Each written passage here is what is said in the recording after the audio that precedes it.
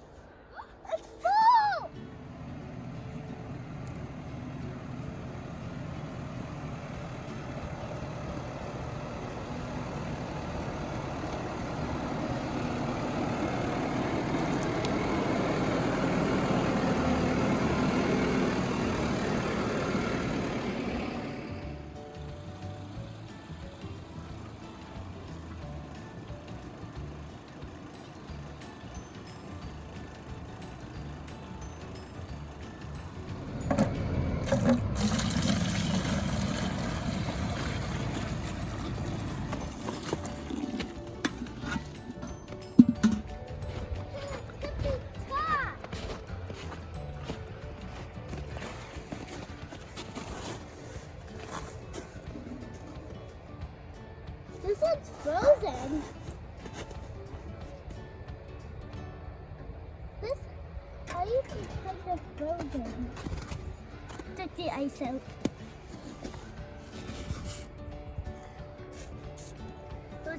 And they make maple syrup.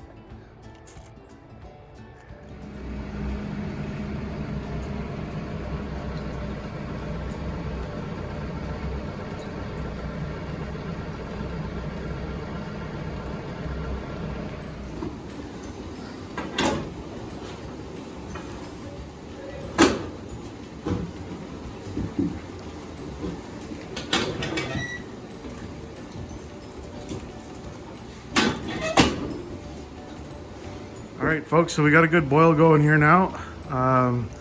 Once we've collected all our sap, it gets pumped into that tank at the back there. It's hard to see in the steam, but all our sap stored in that silver tank up there on that rack. And then it's fed in through all these float boxes that keep the sap at a consistent level. And you can see it boiling away in there. And then from that pan, it goes into our finishing pan at the front, which is starting to get a good boil on it. And how we know temperature wise, on that thermometer there, 0 is the boiling point of water. Syrup boils at 219 degrees Fahrenheit or 7 degrees over the boiling point of water. Once that little dial gets to 7 degrees over, we simply open this valve here and the syrup comes out. And then from there, we take it down to our other facility where we bottle everything, and then we sell it in our store. All right, folks, so we're ready to take off some more syrup here. You can see temperature-wise it's ready, so I'm just gonna open this valve here. And out she comes. And we just watch our thermometer. And when it starts to drop, we close it.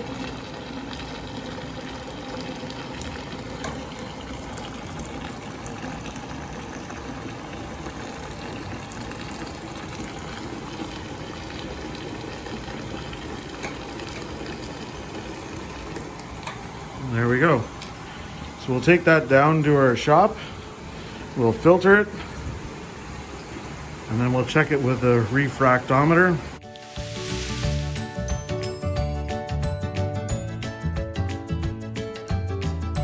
Gives us our exact sugar content, and then we're good to go.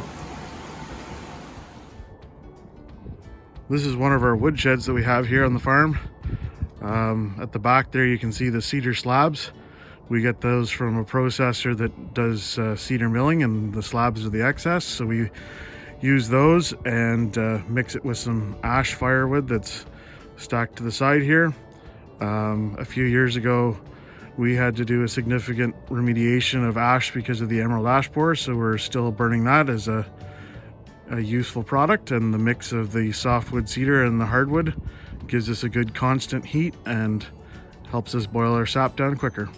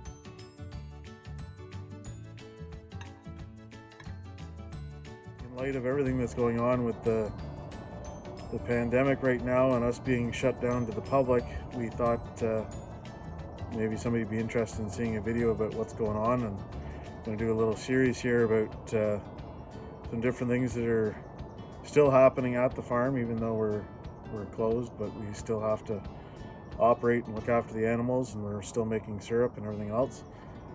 We're kind of right in the middle of syrup season right now.